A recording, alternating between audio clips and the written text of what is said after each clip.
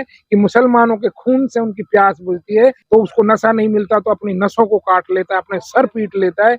ऐसे ही चंद लोगों को इन्होंने मुसलमानों का खून का प्यासा बना दिया है कि मुसलमानों के खून से उनकी प्यास बुझती है। नेशनल मीडिया, गोदी मीडिया और मैं कहूँगा हरामखोर मीडिया।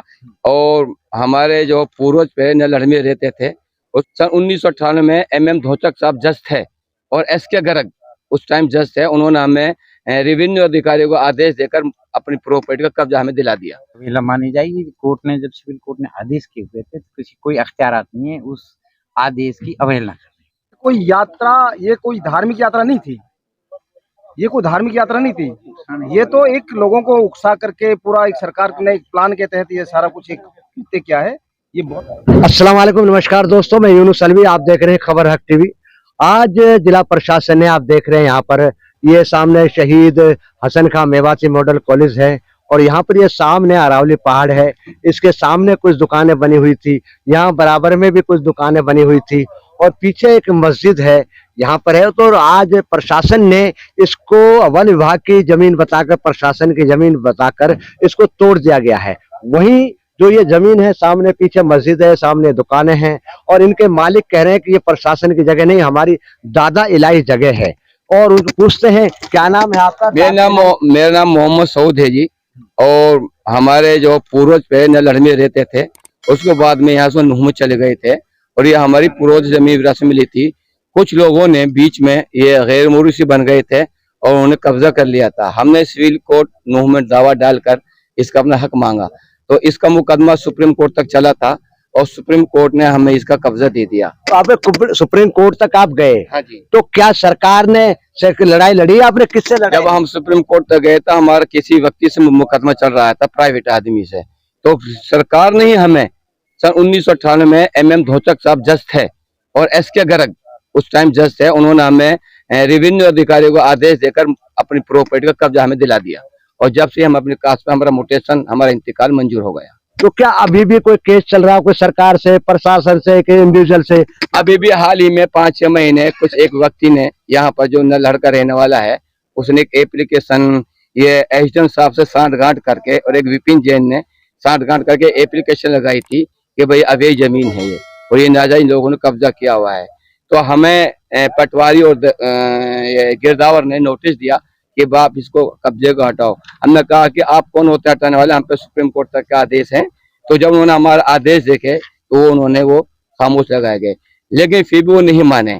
इसके बाद हमने एसडीएम, DC, तहसीलदार, पटवारी, गिरदावर के खिलाफ सिविल कोर्ट नूह में अमित वर्मा जज के पास गए। तो अमित वर्मा जज ने इस प्रशासन को स्टेटस को कर दिया कि जब तक भाई तिल फौज ऑर्डर नहीं होता, आप इनके प्रॉपर्टी के अंदर कोई अंदाजे दखल अंदाजी नहीं देंगे।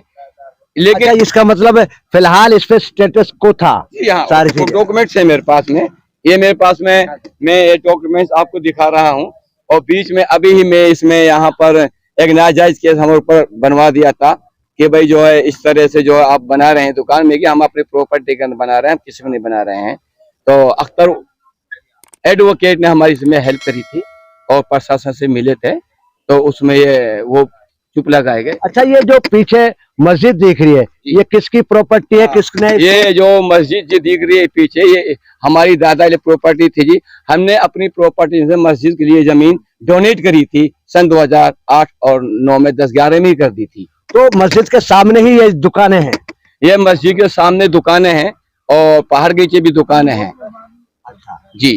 तो ये जो आप कार्रवाई हुई है, कितनी आपकी दुकानें हैं, किस किस की दुकानें, कितना नुकसान हुआ है आप लोगों? ये जो दुकान हमने किराए पे दी थी रोटी रोजी कमाने के लिए, तो इन्होंने बीच में ये कहा कि भाई ये दुकान अवैध है, ये वन विभाग के अंदर प्रॉपर्टी में बनी हुई पहाड़ के नीचे। तो हमने मार्केशन लेके तहसीलदार पटवारी से हमने मार्केशन ली, तो तहसीलदार पटवारी ने हमने ये मार्केशन दे दी और ये कहा कि ये इनकी अपनी मलिकियत में बनी हुई है 39/4 में, ना कि पहाड़ की प्रॉपर्टी के अंदर।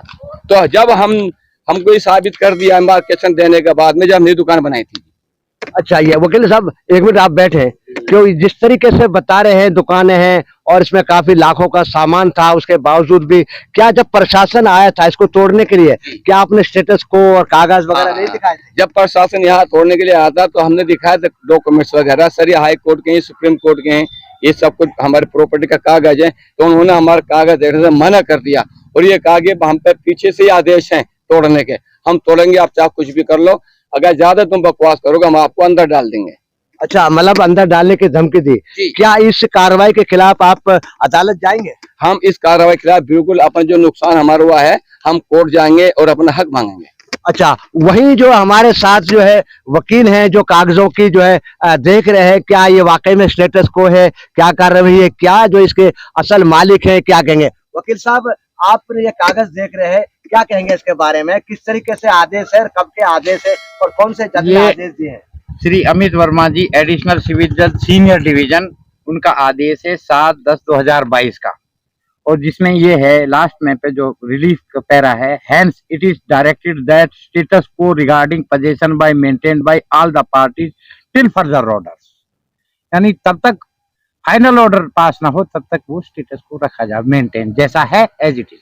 अच्छा, ये मतलब केस अभी चल रहा है? जी जी जी, पेंडिंग। अच्छा, इसमें जो ये इन्होंने स्टेटस को होने के बावजूद भी जो तोड़फोड़ की है, तो क्या इसमें कोर्ट की अवहेलना नहीं मानी जाएगी? ये कोर्ट की अवहेलना मानी जाएगी। कोर्ट ने जब सिविल कोर्ट ने आदेश किए हुए थे तो किसी कोई अख्तियारात नहीं है उस आदेश की अवहेलना करने। तो क्या पीड़ित को इसके कोर्ट में खिलाफ जाना चाहिए? इनके जाएंगे, ये कंटेम्प्ट डालेंगे इनके अगेंस्ट, सरकार को पार्टी बनाएंगे जिसने भी इसमें इंटरेस्ट लेकर के ये गिरवाया। बिल्कुल कोर्ट में भी जाएंगे और वकील साहब भी कह रहे हैं वाकई में स्टेटस को है और अभी 2022 में ही हुआ है। वहीं दूसरे वकील हैं, सीनियर वकील हैं मेवात के, और उनसे भी पूछेंगे जो आज की कार्रवाई है उसके बारे में, जो आज कार्रवाई की गई है, कल की गई है, परसों की गई है, इस दिन कार्रवाई के बारे में क्या कहेंगे वकील साहब? सही बात तो ये अलवी साहब, ये सरकार का एक बहुत गलत एक कदम था। बिना किसी नोटिस दिए और बाद में हमें पता चला कि कोई बैक डेट में नोटिस तैयार किया है इन्होंने, 30/6 में कोई नोटिस तैयार किया है और उन नोटिस पे आज सुबह उन नोटिस को चिपका करके 10 मिनट बाद आकर के इन्होंने डेमोलिश कर दिया है।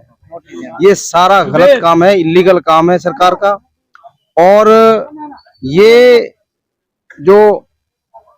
सारा जो काम किया है ये एक वर्ग को खुश करने के लिए और दूसरे वर्ग को एक ये चैलेंज देने के लिए, उनको दबाने के लिए, ये सारा कुछ एक सरकार का एक। तो क्या वकील साहब ये क्योंकि जो वायलेशन हुआ है 31 जुलाई को मेवात में हुआ है, इसके अलावा पलवल में भी हुआ है और गुरुग्राम में भी हुआ है, इसके अलावा सोना में और जगह भी हुए हैं, एक गुरुग्राम में एक इमाम को मस्जिद 8-10 मस्जिदों को भी जला दिया गया, तो क्या वहां भी ये कार्रवाई हुई है आपकी नजर में जो है इस तरीके से आरोपियों पर?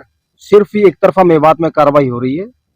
इनको मेवात को टारगेट करना था, ये सरकार का पूरा षड्यंत्र था इस इलाके को अमन चैन को खराब करने के लिए, आर्थिक रूप से कमजोर करने के लिए। ये गुंडे जो लोग आए, ये कोई धार्मिक यात्रा नहीं थी। धार्मिक यात्रा में कोई भी आदमी तलवार लेकर के, बंदूक लेकर के, राइफल लेकर के, असलाल लेकर के नहीं चलता है। धार्मिक यात्रा आज भी हमारी 84 कोस यात्रा हो रही है, इसमें सारे म्योनेर मुसलमानों ने अपने घरों को खोल दिया है, वहाँ छबीले लगाई जा रही हैं, शरबत पिलाए जा रहे हैं, वहां पे पूरा एक किस तरीके से स्वागत हो रहा है। आज भी ये लोग आए, यात्रा करें, पहले भी इन्होंने यात्राएं की है।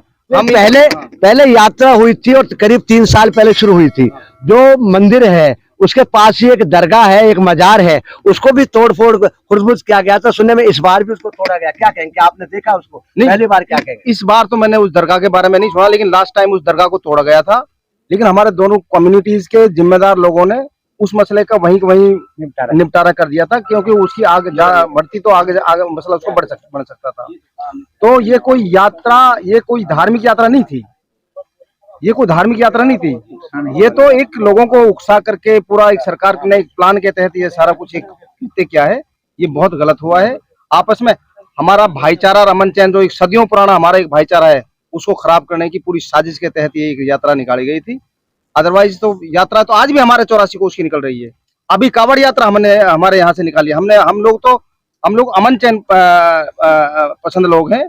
हम सारे धर्मों के भावना को समझते हुए उनका पूरा सम्मान करते हैं और सबको हर धर्म के आदमी को अपनी यात्रा निकालने का अधिकार है। वो आए, कल यात्रा निकालें, हम उनका स्वागत करेंगे। बिल्कुल मेवात के लोग स्वागत करते हैं और सारी चीजें हैं। वही वकील साहब है, और वकील साहब जो आज ये तोड़फोड़ हुई है, कल भी हुई है, किस नजर से देखते हैं आप, क्या कहेंगे? इधर आओ, रमजान इधर आओ, इधर। वो और समाज सेवी हैं और सामाजिक लोग हैं, और खास तौर पे जो ये कार्रवाई हुई है, किस तरीके से मानते हैं? क्या लीगल कार्रवाई मांगते हैं या किस तरीके से एक तरफी कार्रवाई मांगते हैं, जायज मानते हैं, क्या कहेंगे इसके बारे ये एक तरफा कार्रवाई है, इलीगल है, असंवैधानिक है और बदले की भावना से की गई है, मुसलमानों को नुकसान पहुंचाने की नीयत से की गई है, एक खास हिंदू धर्म को, उनकी आत्मा को शांति पहुंचाने के लिए की गई है। चूंकि इस मुल्क को हिंदू मुसलमान में बांट कर देखना इस मौजूदा सत्ता का स्वरूप है, चेहरा है। कुछ लोगों की, मैं सारे हिंदू गलत हो ही नहीं सकते, लेकिन कुछ हिंदुओं को इन्होंने खून का पिपासु बना दिया है कि उनकी आत्मा जब बुझती है कि जब मुसलमानों का नुकसान होगा, उनके खून को पीना चाहते हैं वो। इसी तरीके से उन्होंने बुलडोजर लाओ, बाबा लाओ, ये लाओ, वो मांग की है उन्होंने। और अभी यहाँ तो क्या बुलडोजर का मेवात में ही चला है या दूसरी जगह वायलेंस तो दूसरी जगह हुआ है? मुसलमानों के तो सब जगह, जहांगीरपुरी देखो, अलीगढ़ देखो, तमाम जहां ये जो कुछ लोगों की जो आत्मा भटक गई है कि उनको जैसे नशे का कोई आदी हो जाता है ना, तो उसको नशा नहीं मिलता तो अपनी नसों को काट लेता है, अपने सर पीट लेता है। ऐसे ही चंद लोगों को इन्होंने मुसलमानों का खून का प्यासा बना दिया है कि मुसलमानों के खून से उनकी प्यास बुझती है। जैसे ये लड़ाई हुई दो समुदाय, तो यहाँ भी कई चीज देखा गया है, अगर एक जगह थोड़ा सा तोड़ा जाता है तो नेशनल लाइव चलता है, मीडिया पहुंच जाती है। क्या कहेंगे, क्या मीडिया को दिखाकर इसको दिखाया जा रहा है कि मेवात में हम बुलडोजर चला रहे, क्या कहेंगे? अरे सबसे बड़ा, आपको बुरा लगेगा लेकिन जो ये नेशनल मीडिया, गोदी मीडिया और मैं कहूंगा हरामखोर मीडिया, ये जो दिखा रही है ना, जिस तरह से दिखा रहे हैं, इन्हीं ने ये चौथा स्तंभ कहना, इनको मैं समझता हूं कि बहुत छोटा वर्ड है इनको। ये देश को बर्बाद करने में, नफरत फैलाने में और देश को नीचा दिखाने में अगर किसी का काम है तो ये आपकी जो गोदी मीडिया है ना, उसका काम है। बिल्कुल सही बात है, सच्चाई दिखानी चाहिए, मौके पे जाना चाहिए, दोनों पक्ष को रखना चाहिए, असली मीडिया का काम यही होता है। वहीं जो जिस तरीके से देखा गया, पहाड़ से भी एक तरफ से गोलियां चलाई गई, दूसरी तरफ भी फायरिंग हो गई, क्या कहेंगे? जो दोनों, क्या इस तरह की कार्रवाई हुई है? क्या उन्होंने जो SLR वगैरह जो थे, क्या उनके खिलाफ मुकदमा? देखिए, मैं ये बात कहता हूँ कि गोलियां जिसने चलाई, जिसने गुंडागर्दी की, जो भी है, या इस समुदाय से या उस समुदाय से, हम दोनों की मजम्मत करते हैं, उनके खिलाफ कार्रवाई होनी चाहिए। लेकिन जो अमन पसंद लोग हैं, जो बिजनेस कारोबारी लोग हैं, जो हमारी आम बहन बेटियां हैं जो सड़कों पर गई हैं, जिनके साथ ये उसमें क्यों पिसे? और पुलिस प्रशासन टोटल फेल्योर कर गया, कोलैप्स कर गया। पुलिस प्रशासन की जिम्मेदारी थी, पहले से इनपुट्स थे कि 2-3 गुंडे चैलेंज दे रहे हैं उधर से कि हम यहाँ आ जाओ, वहां आ जाओ, ये आ जाओ, और फिर यहाँ के भी कुछ समुदाय के गुंडे तत्व लोग उनको एक्सेप्ट कर रहे हैं कि हम आने दो। ये सारे इनपुट हमने खुद दिए। मैंने खुद एडिशनल SP ऊषा कुंडू से बात की थी कि मैडम, इस तरह के वीडियो नफरत के तैर रहे हैं, दोनों समुदायों में टकराव होने की स्थिति है, क्या आप इसके लिए कोई कारगर कदम नहीं उठा रहे? तो उन्होंने कहा कि जी आप आश्वस्त रहिए, हम क्यों बैठे यहाँ पर, किसी को नहीं आने देंगे। लेकिन जब मौका देखा गया, जब ये शुरू हुई है लड़ाई, ये उपद्रव शुरू हुआ, तो पुलिस प्रशासन फेल्योर कर गया था। एक तरफ प्रशासन है वो राजनेताओं से, सामाजिक लोगों से, धार्मिक लोगों से अमन शांति के सहयोग की अपील कर रहा है, तो और जो ये कार्रवाई हुई, क्या कह रहे हैं, क्या वाकई में शांति की अपील? देखिए, इतना बड़ा नुकसान दंगाइयों से नहीं हुआ जिस तरह से प्रशासन कर रहा है, जिस तरह से गरीब लोगों की झोंपड़ियां, उनके कारोबार को ध्वस्त किया है। दंगाइयों से शायद आप तुलना कर लेना कि दंगे में इतना नुकसान नहीं हुआ जितना नुकसान प्रशासन ने अपनी कानूनी कलम से किया है।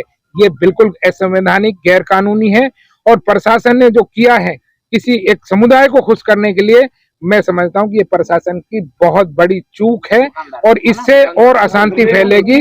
जो शांति हम लोगों ने भाईचारे को बनाने की कोशिश की है, हिंदू मुसलमान के भाईचारे को बनाने की कोशिश की है, प्रशासन ने उसमें आग में घी डालने का काम किया है। बिल्कुल बिल्कुल, जिस तरीके से कहना है कि जहां कार्रवाई होनी चाहिए, जो दोषी उन पे होनी चाहिए, और जो ये एक तरफ शांति का पैगाम प्रशासन दे रहा है, वही इस तरीके से कार्रवाई हो रही है, इसको आग में घी डालने की बात कह रहे हैं। अब ये तो मौका समय ही बताएगा कि प्रशासन किस तरीके से कार्रवाई चाहते हैं, क्या वाकई में दोषियों के खिलाफ कार्रवाई करना चाहते हैं या एक टारगेट तरीके से कार्रवाई करना चाहते हैं? क्या जिस तरीके से कार्रवाई यहाँ मेवात में हुई है, जो वायलेंस मस्जिदें जला दी गई हैं, इमाम का जला दिया गया, और जो है क्या वहां पर भी ये कार्रवाई होगी, ये इंतजार यहाँ मेवात के लोग भी कर रहे हैं। देखते हैं खबर हक टीवी। नमस्कार, अस्सलाम वालेकुम। भरोसे का YouTube चैनल और सच्ची खबरें देखने के लिए हमारे खबर हक टीवी को सब्सक्राइब, लाइक और शेयर जरूर करें। और हाँ, सबसे पहले खबरें पाने के लिए बेल आइकन दबाना बिल्कुल भी ना भूलें।